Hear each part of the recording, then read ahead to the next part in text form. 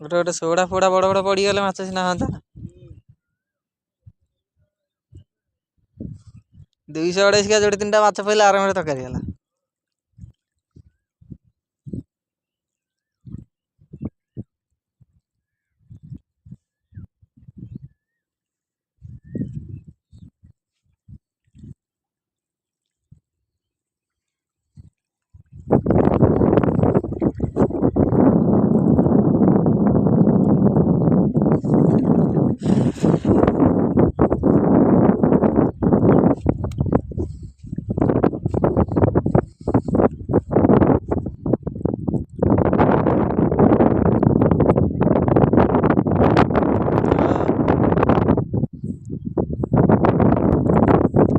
ମୋ ପାଣିଆ ଦେଖିକି ଯିବ ଯଦି କ'ଣ ପଇଲା ପାଣି ମୁହଁକୁ।